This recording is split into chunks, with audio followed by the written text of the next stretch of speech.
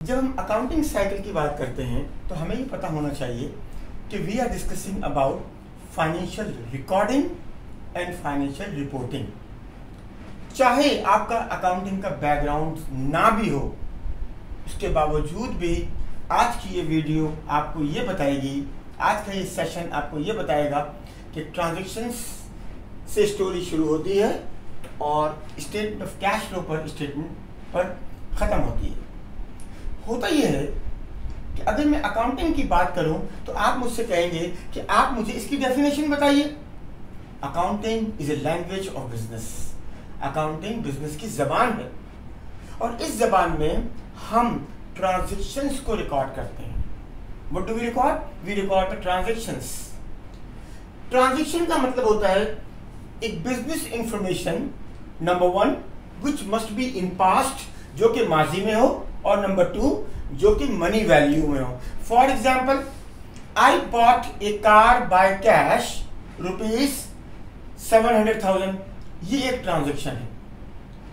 I will buy A car, this is not a transaction. क्यों? कि future की बात हो गई।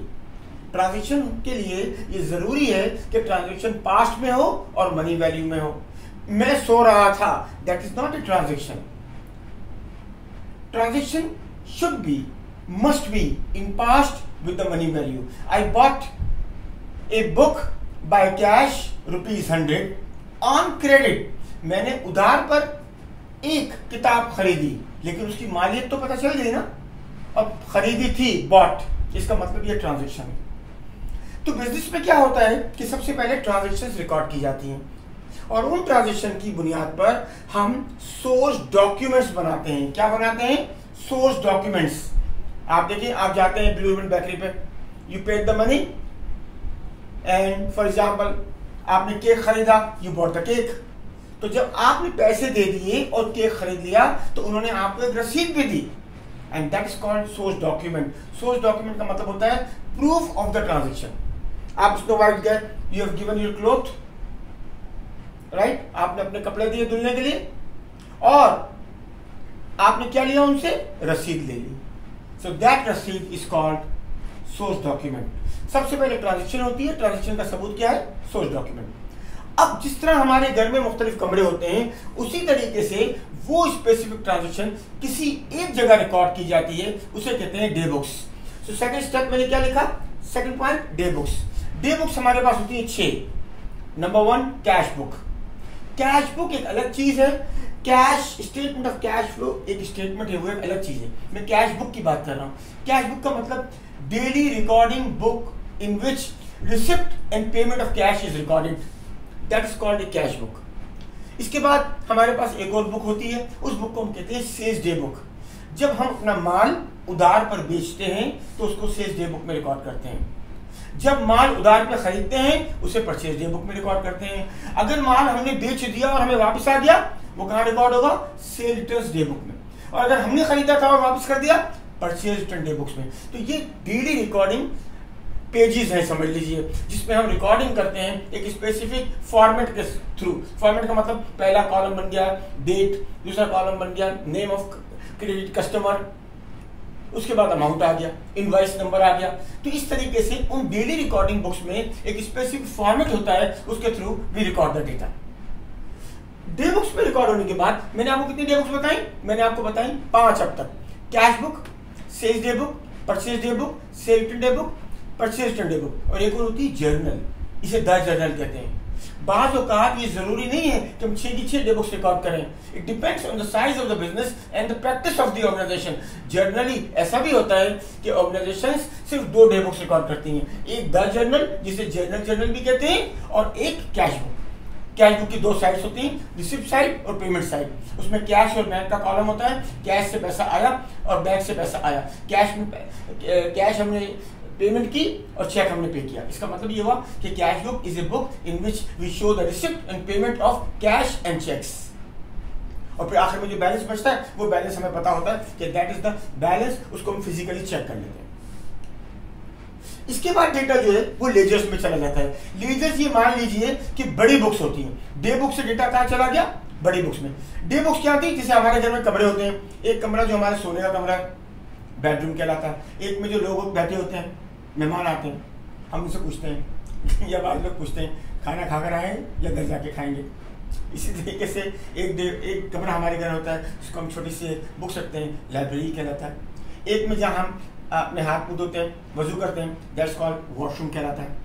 एक में खाना पकता है जिसको हम किचन कहते हैं। कभी आपके घर से चटनी की बोतल कभी वॉशरूम से निकली? नहीं निकली। कैसे निकलेगी? जाहिर सी बात है, क्योंकि that is not a place of that. या बेडरूम से निकली? नहीं, क्योंकि चटनी की बोतल की जगह क्या है? किचन। उसी तरीके से जो ट्रांजेक्शन होती हैं वो अपनी अपनी डे बुक्स में चली जाएगी, जिस किस्म का ट्रांजेक्शन उस किस्म की डे बुक्स। इसके बाद जो डे बुक्स से डेटा जो है वो आगे चला जाता है कहां पर? लेजर्स में। Ledgers are thick books.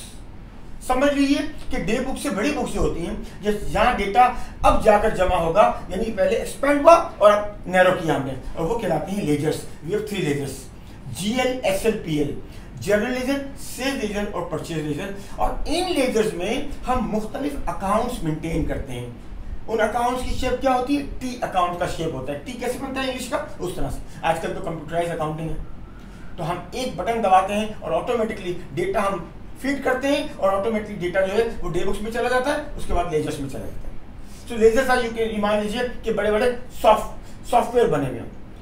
आपने एक्सेल के अंदर एक अलग से साइट बना ली अपनी जर्नल लेजर की। जर्नल लेजर खोल दिया आपने, एक्सेल की बहुत सारी शीट खोल ली। अब जर्नल लेजर में मुख्तलिफ अकाउंट्स होंगे। उन अकाउंट्स में डेटा को रिकॉर्ड करने के लिए एक स्पेसिफिक टेक्निक इस्तेमाल की जाती है, और उस टेक्निक को कहते हैं double entry system of accounting, जो आज हम डिस्कस नहीं करें। Double entry system of accounting basically हम किसी और लेक्चर में डिस्कस करेंगे। Double entry system of accounting is basically introduced by Lucas Pacioli in 1454, और उसमें उन्होंने बताया कि एक अकाउंट डेबिट होता है, एक क्रेडिट होता है। डेबिट क्रेडिट की स्टोरी चलती है। डेबिट का मतलब बढ़ना नहीं होता, डेबिट का मतलब कम होना नहीं होता। क्रेडिट का मतलब बढ़ना नहीं होता, क्रेडिट का मतलब कम होना नहीं होता। डेबिट और क्रेडिट दो साइड्स होते हैं एक टी शेप के, left and right shape, left side and right side. तो ये आज टेक्निकल सेशन नहीं है, इसमें तो मैं आपको ओवरऑल बता रहा हूं कि किस तरीके से basically we are recording the data from transaction to cash flow में डेटा कैसे जाता है। तो अब लेजर में डेटा हम रिकॉर्ड कर देते हैं। लेजर से डेटा रिकॉर्ड होने के बाद मुख्तलिफ अकाउंट्स लेजर में मेंटेन होते हैं, जनरल लेजर में, सेल्स लेजर में और परचेज लेजर में। परचेज लेजर में हम तमाम क्रेडिट सप्लायर्स के अकाउंट रखते हैं, सेल्स लेजर में तमाम क्रेडिट कस्टमर्स के अकाउंट रखते हैं। और वहां से वो डेटा इस तरह होता है कि उनकी अकाउंट्स जो बने हुए होते हैं उनके क्लोजिंग बैलेंसेस हम निकालते हैं, और निकालकर एक लिस्ट में हम ट्रांसफर कर देते हैं from general ledger, from sales ledger and from purchase ledger. और वो लिस्ट जो है उसमें 3 कॉलम होते हैं। पहले कॉलम का नाम है नेम ऑफ अकाउंट, दूसरे का नाम है डेबिट कॉलम, तीसरे का नाम है क्रेडिट कॉलम। और डेबिट और क्रेडिट कॉलम आपस में उनके जो नंबर्स होते हैं वो आपस में बराबर हो जाते हैं। मेरी इससे पिछली जो मेरी वीडियो है वो ट्रायल बैलेंस पे कॉम्प्रीहेंसिव वीडियो है, आप सुन लीजिए तो आपको आइडिया हो जाएगा what exactly a trial balance is. At the moment I am just telling you कि trial balance is a list जिसमें एक साइड डेबिट, एक side credit, name of account उससे पहले, और आपस में एग्री करता है। इसका मतलब ट्रायल बैलेंस हो गया।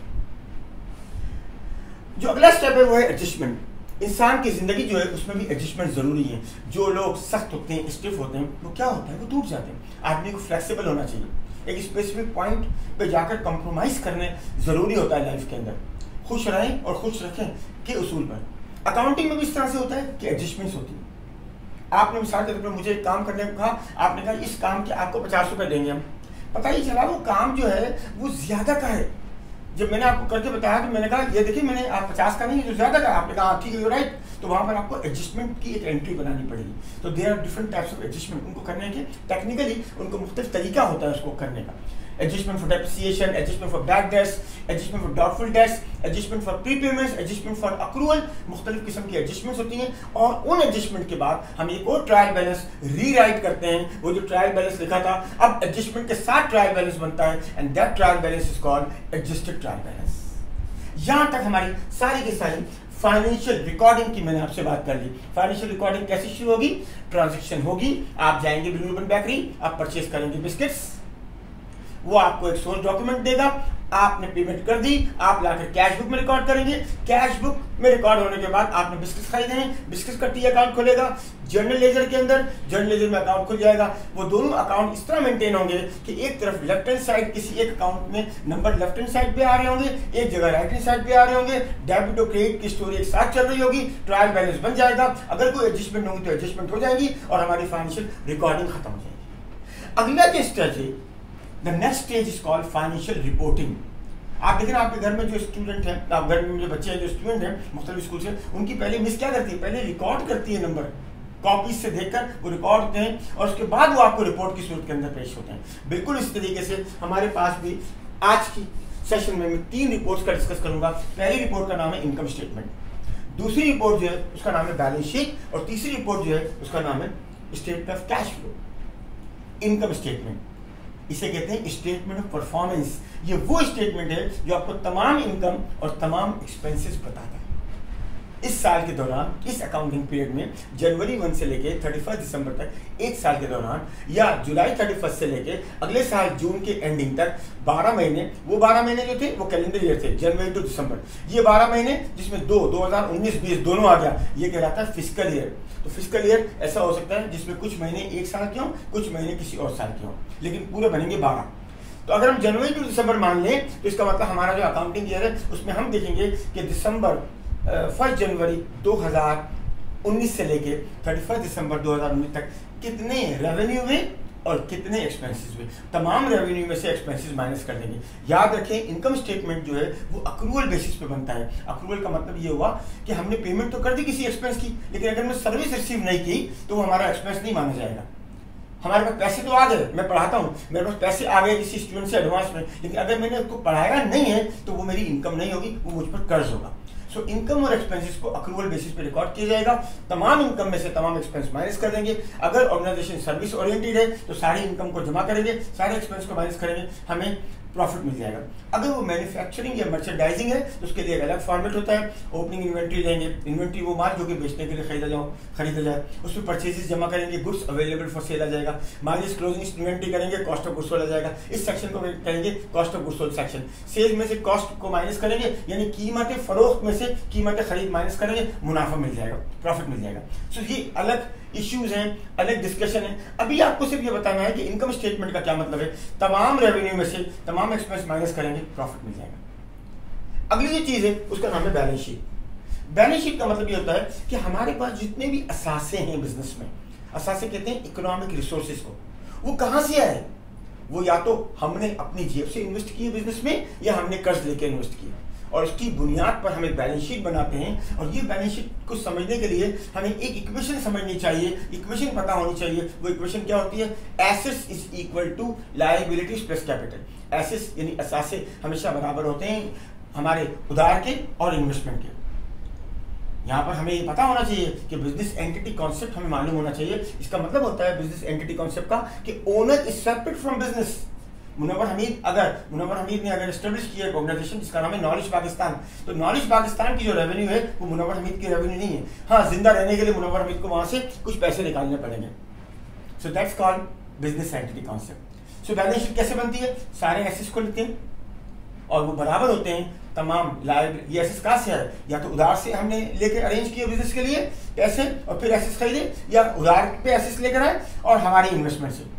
अगर ड्यूरिंग द ईयर कोई अगर हमें प्रॉफिट हुआ जो हमें इनकम स्टेटमेंट से पता चल गया था। इनकम स्टेटमेंट का मतलब था स्टेटमेंट ऑफ फाइनेंशियल परफॉर्मेंस, और अब हम बना रहे हैं स्टेटमेंट ऑफ फाइनेंशियल पोजीशन। तो अब हम बैलेंस शीट जब पहुंचते हैं, बनाने बैठते हैं, तो वो जो प्रॉफिट मुनव्वर हमीद को होगा वो मुनव्वर हमीद का प्रॉफिट है, तो वो जमा हो जाएगा मेरे कैपिटल अकाउंट में, जो मेरा कैपिटल होगा। और अगर कोई लॉसेज हो रहे हैं तो माइनस हो जाएंगे। अगर मैंने कुछ निकाल के खाया है बिजनेस से, वो कहलाएगा ड्राइंग्स। ड्राइंग का मतलब बिजनेस से पैसा निकाल के खाना, लेकिन ये बिजनेस का एक्सपेंस नहीं होता। ये बैलेंस शीट में से माइनस करता है, इनकम करता है हमारे इन्वेस्टमेंट को। बैलेंस शीट बनाने के बाद हमारा अकाउंटिंग साइकिल कंप्लीट हुआ।